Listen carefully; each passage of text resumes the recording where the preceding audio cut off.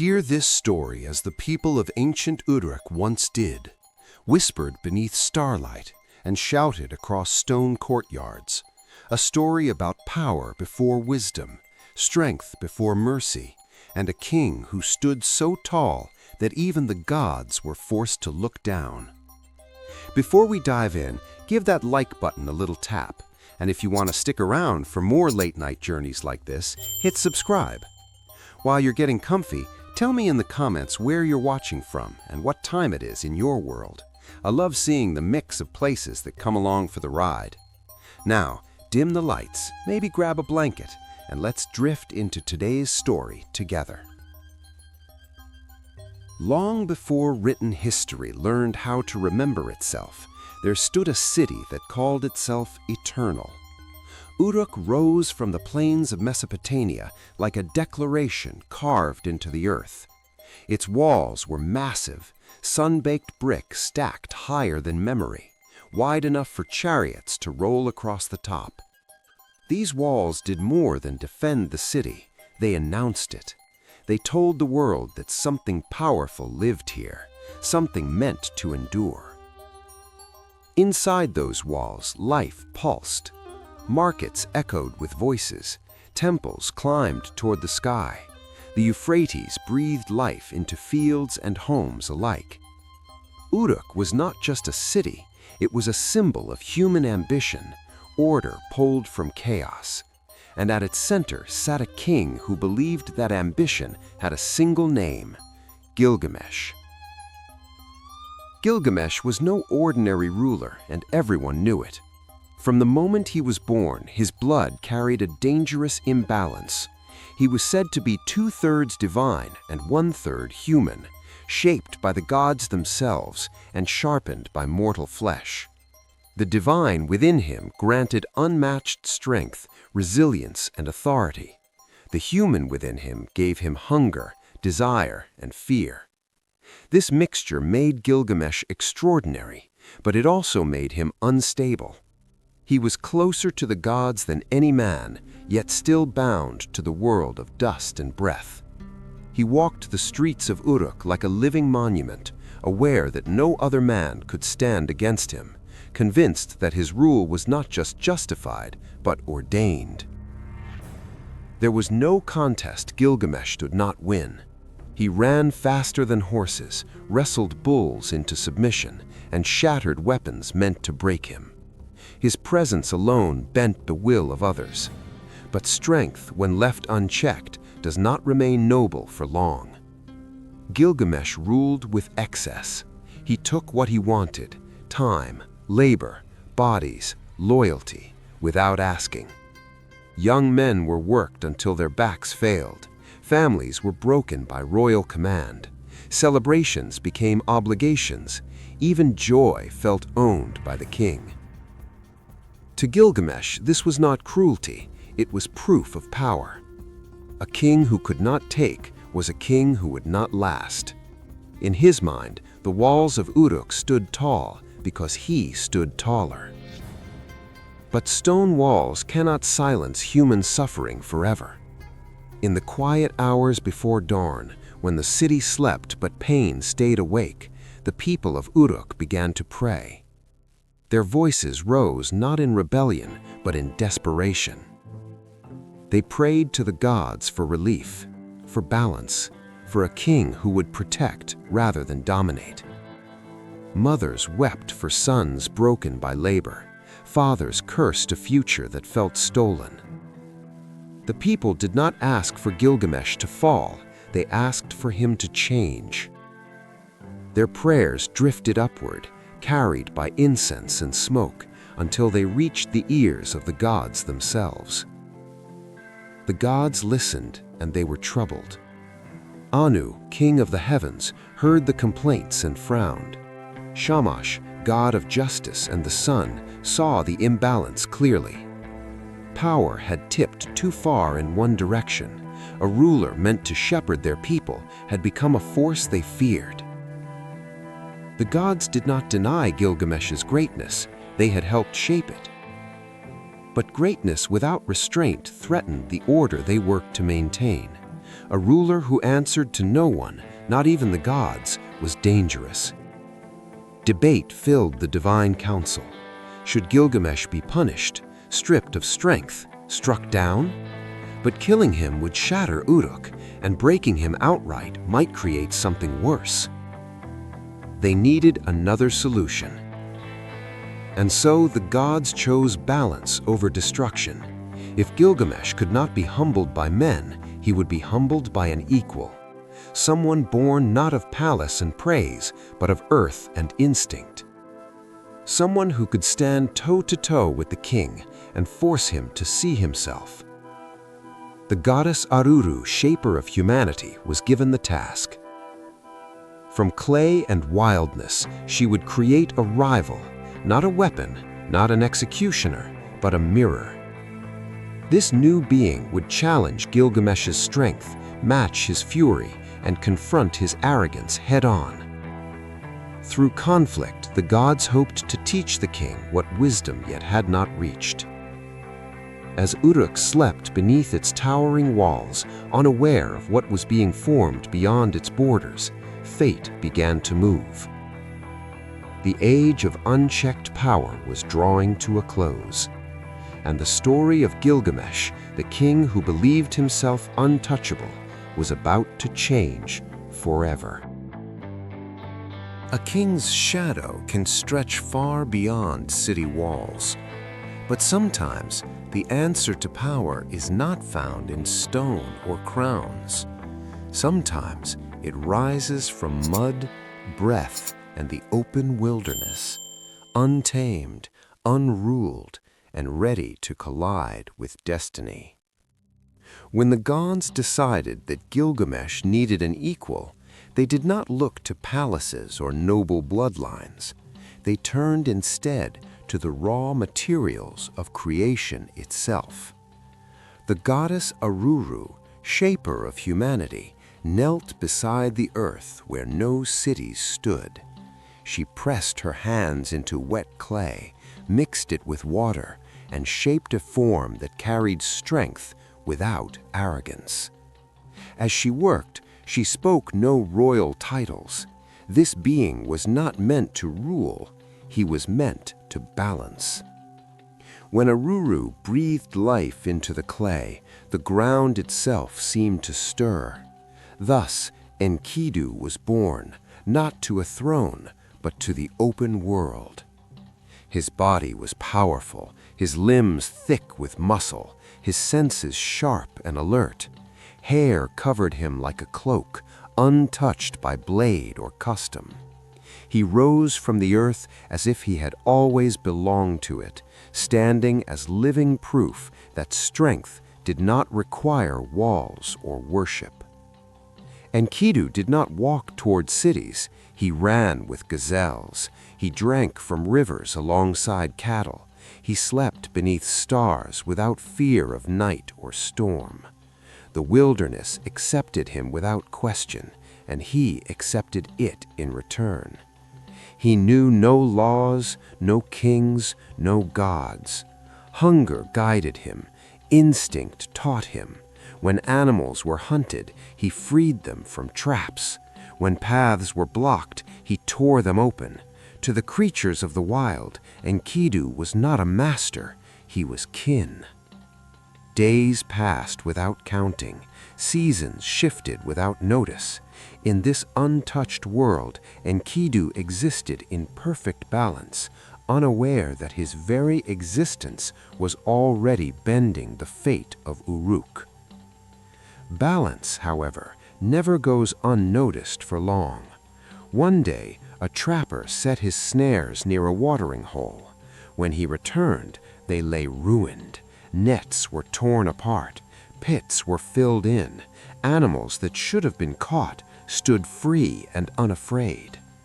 The trapper watched from a distance and saw Enkidu. He froze. This was no ordinary man. The wild itself seemed to move with him. Fear tightened the trapper's chest, and he fled, not toward the wilderness, but toward the city. When he reached Uruk, his voice shook as he spoke of the wild man who shattered traps and frightened beasts.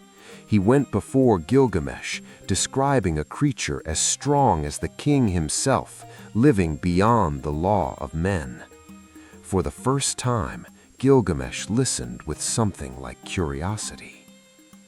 Gilgamesh did not send soldiers, he sent Shamhat, a woman trained not in battle, but in understanding humanity.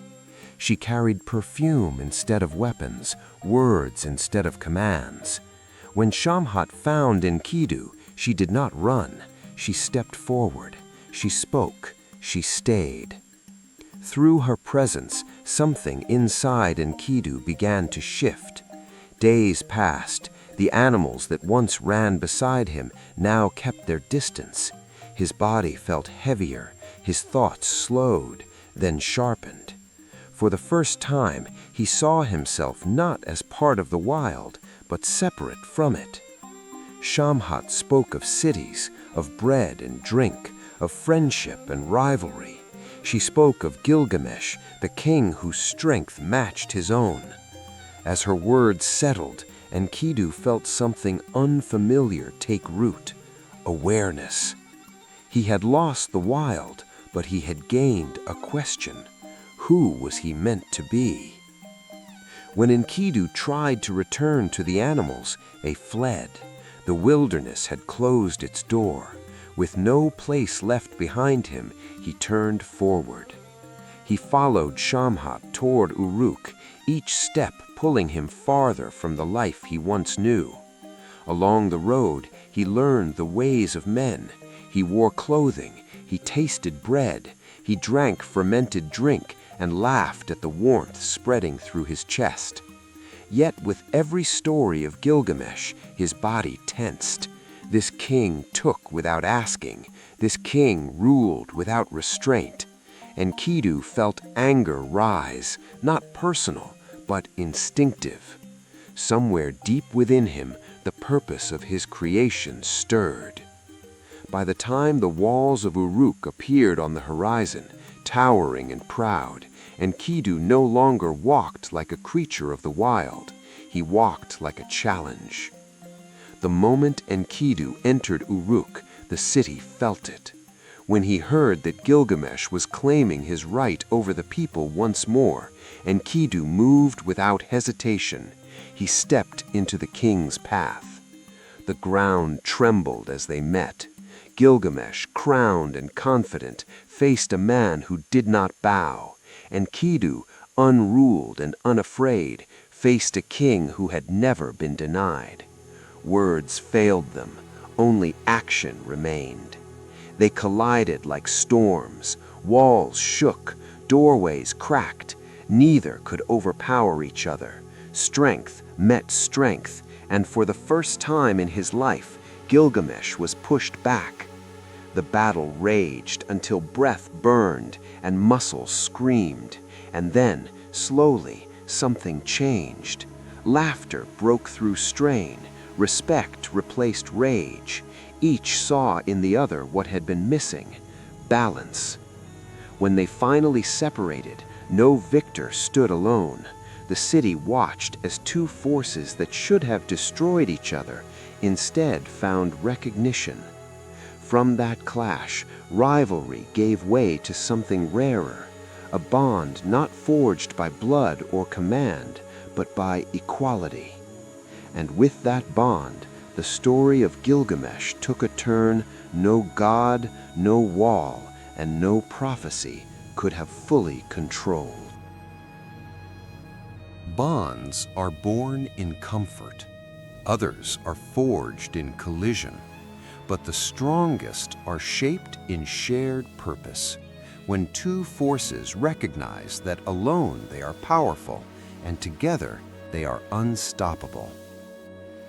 After the clash that shook Uruk, Gilgamesh and Enkidu did not part as rivals. They stood as equals, breathing hard, eyes steady, each seeing his reflection in the other. What began as confrontation settled into understanding.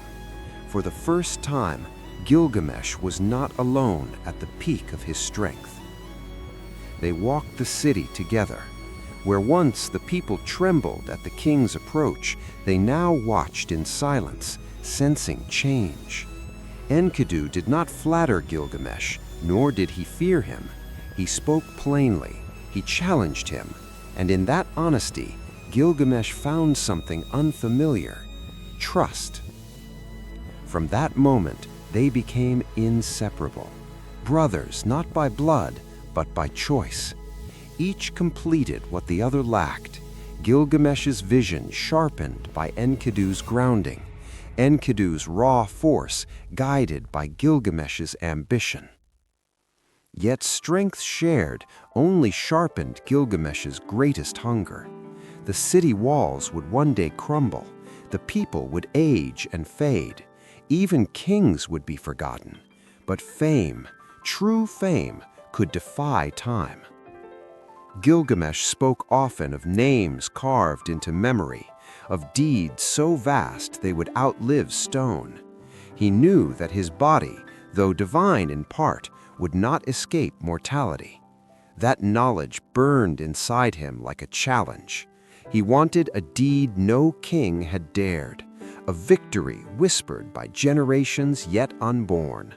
And so his eyes turned beyond Uruk, toward the distant cedar forest, a place guarded by terror and legend. The cedar forest lay far beyond familiar roads, its trees towering like pillars holding up the sky. It was sacred ground, watched over by Humbaba, a guardian appointed by the gods themselves. The elders of Uruk pleaded for restraint. They spoke of danger, of balance, of angering powers older than kings. Enkidu felt unease stir within him as well. He knew the forest was not meant to be conquered. But Gilgamesh pressed forward.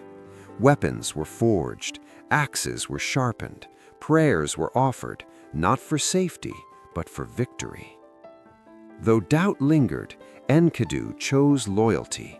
If Gilgamesh would chase glory, he would not do so alone. As they journeyed, the land itself seemed to warn them. Dreams troubled Gilgamesh each night, visions of falling mountains, roaring winds, and looming shadows. Each morning, Enkidu interpreted them as signs of danger. Each time, Gilgamesh twisted them into promises of triumph. When they reached the cedar forest, silence greeted them. The air was thick. The trees stood ancient and unmoving, their scent heavy with time. Then Humbaba emerged. His presence bent the forest. His voice rolled like thunder through the trunks. His face shifted and twisted, terrible and immense, carrying the weight of divine authority. This was no mere beast.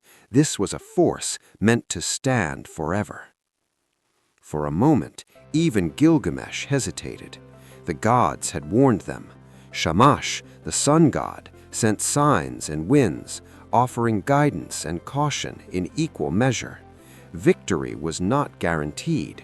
Consequences waited beyond the strike of any blade. Enkidu urged restraint. He reminded Gilgamesh that some boundaries existed for a reason, that glory gained at the cost of balance demanded repayment. But the hunger for fame drowned out caution. To turn back now would mean living as men who had seen fear and obeyed it. Gilgamesh raised his weapon. Enkidu, with one final breath, raised his beside him. The choice was made. The battle was fierce. Humbaba unleashed his fury, shaking the forest to its roots, but the winds of Shamash turned the tide, blinding the guardian, weakening his defense. Together, Gilgamesh and Enkidu pressed forward. In the final moment, Humbaba begged for mercy. He offered servitude. He promised protection. Enkidu, fearing divine punishment if they hesitated, urged the killing blow. And so they struck. The guardian fell. The forest trembled. Silence returned, heavy and unnatural. They had done what no others dared. They had won. Yet victory carried a shadow. The forest no longer felt sacred, only wounded. The gods had watched. Balance had been broken. As they stood among the fallen cedars, Gilgamesh felt triumph surge through him. His name would be remembered. Songs would be sung. His hunger was fed. But unseen consequences began to gather, because in the world of gods and mortals, glory is never free, and every monster slain leaves behind a debt that must one day be paid. When Gilgamesh returned to Uruk, crowned with triumph and carrying the fame he had chased, the city celebrated him as more than a king. He had faced terror and returned undefeated. Songs followed his steps, eyes lingered on him with awe. Among those watching was Ishtar, goddess of love, desire, and war. She saw in Gilgamesh a force worthy of her attention, beautiful, powerful, unbroken. She offered him her favor, her hand, and the promise of endless reward. To be chosen by Ishtar was no small thing. Kings had risen and fallen at her whim. But Gilgamesh remembered her past lovers, heroes reduced to animals, kings ruined by devotion. He did not soften his words. He refused her openly, listing her betrayals, her broken promises, her trail of destruction. The city fell silent. A goddess had been denied, not gently, not privately, but with truth sharpened into insult. Humiliation burned hotter than any battlefield wound. Ishtar stormed to the heavens, her fury shaking the divine halls. She demanded punishment. She demanded blood. The gods argued, but anger won. From the sky, they released the Bull of Heaven, a creature of cosmic force meant to remind mortals of their place. Where it stepped, the ground split open. Where it breathed, fields withered. The bull descended upon Uruk. The earth cracked. People fled. Panic tore through the city like fire. This was no test. This was judgment. Gilgamesh and Enkidu did not hide behind walls. They ran toward the chaos. Together, they faced the bull as they had faced every threat, side by side. The beast charged, its power tearing open the earth. Enkidu sheathed its tail, anchoring it. Gilgamesh struck with precision, ending the threat that had been sent by the gods themselves. When the bull fell, the dust settled. The city stood. The people lived. But triumph turned to arrogance. In the heat of victory, Enkidu hurled a piece of the fallen bull toward the heavens, mocking Ishtar and daring the gods to respond. That single act crossed a line.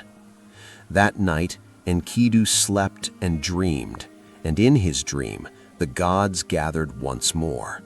This time, there was no debate. Someone had to pay. The bull had fallen. Humbaba was dead. The balance of the world had been disrupted twice by mortal hands. A punishment was chosen, not to destroy Gilgamesh, but to teach him. In the dream, Enkidu saw himself seized. He heard his sentence spoken. He woke trembling, the weight of fate pressing down on his chest. For the first time since his creation, fear entered him, not of battle, but of endings. Days passed, and Enkidu's strength began to fail. His body, once unstoppable, weakened. His breath softened. His voice softened. He cursed the wilderness that had led him to Uruk. He cursed the path that had brought him into the world of gods and kings. Then, slowly, his anger faded. In his final moments, Clarity replaced rage. He spoke of dreams, of shadows waiting beyond life, of a door no strength could hold shut. Gilgamesh stayed beside him, helpless. No weapon could fight this enemy. No title could command it away. When Enkidu died, something in Gilgamesh shattered. The city mourned, but Gilgamesh unraveled. He tore his clothes. He refused comfort.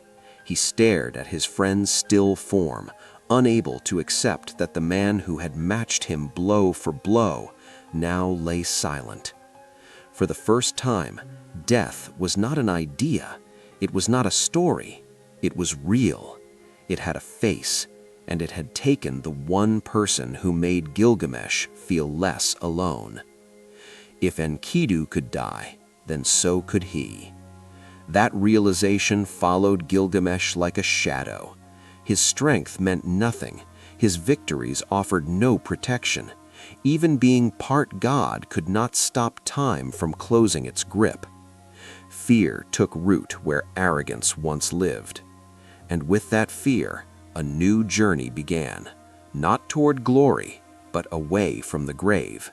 Because the greatest battle Gilgamesh would ever fight was not against monsters or gods, but against the certainty that every life, no matter how powerful, must one day end. There are moments when a story stops being about victory and becomes about survival, when strength no longer feels like a gift, but a question. For Gilgamesh, that moment arrived not on a battlefield, but beside a silent body that would never rise again. After Enkidu's death, Gilgamesh did not rule, he wandered. Grief stripped him of ceremony and pride. He tore away royal garments and dressed himself in skins, walking the streets of Uruk like a stranger. Sleep abandoned him, food held no taste. Everywhere he looked, he saw the same ending waiting for him. If death could claim his equal, it would claim him too. Fear consumed his thoughts, not fear of pain, but fear of disappearance, of becoming dust, of being forgotten.